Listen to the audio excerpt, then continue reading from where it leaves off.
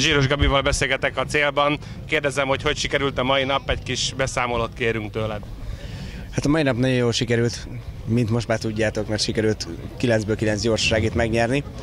Tegnap is ez volt a cél, hogy minél gyorsabban autózzunk, és az első helyet, ezt az 50 helyett 25 pontot be tudjuk gyűjteni, hogy végre 50 pontunk is legyen.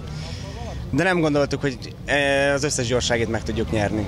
És nagyon boldogok vagyunk, még el se hiszem, mert olyan élményben volt ma részem, hogy olyan olyan gyorsan mentünk, hogy a végén nem tudtam megmérni a guminyomást, mert annyira remegett a kezem, akkor adrenalin sok volt.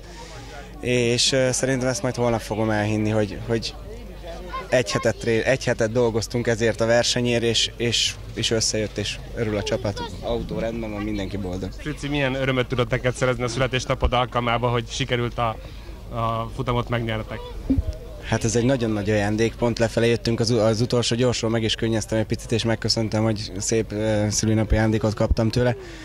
De hát a választó szokásos volt, hogy ehhez ketten kellünk, úgyhogy magamnak is adtam egy jó szülinapi ajándékot, meg még ma este is fogok szerintem, de nagyon boldog vagyok. Hogy működött az autó? Az autó az hibátlan volt, nem volt vele semmi gond. Az utolsó körre emeltünk rajta 1 centit, jobban elfordult a levágókba, és azt néztük, hogy a többiek lassulnak, mi minden gyorsulni tudtunk az előzőhöz képest, és belülről pedig úgy éreztük, hogy biztonságosan autózunk.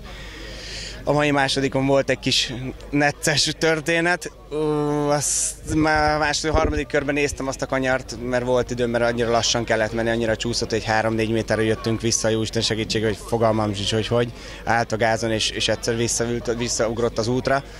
Aztán utána 2 kanyarra lejjebb már mosolyogtunk, meg nevetgéltünk rajta, de az rosszabbul is végzethetett volna. És végül a Budapest Rally hogy tetszett, milyenek voltak a pályák, és az összbenyomás milyen volt róla? Végre új pályákon versenyeztünk. Nem a megszokott, több éve megszokott pályákon mehettünk, hanem ebből az 5 menésből kellett mindenkinek menni ezeken az új pályákon, és azt hiszem most azért látszik, hogy kint a VB-n nagyon sokat tanultunk, és nagyon összeszokott páros vagyunk, mert 2-ből is tudunk gyorsan menni, bár 5-öt mentünk, de amúgy 2-ből is tudunk gyorsan menni, és az a 2 perc, 10 másodperc, azt hiszem, hogy ez azért magáért beszél. És mit szólsz végül itt a Szentendrei korzon, hogy tetszik ez az egész célceremónia, hogy mennyire lopja be a szívedbe ez az egész dolog? A Budapestről az tegnap volt, ma Szentendrei van, teljesen jó, nagyon tetszik, és várom, hogy végre átmenjünk a céldobogon, és kicsit pihenhessünk. Még egyszer gratulálunk, és boldog születésnapot kívánunk. Köszönöm szépen, köszönöm. Én is köszönöm.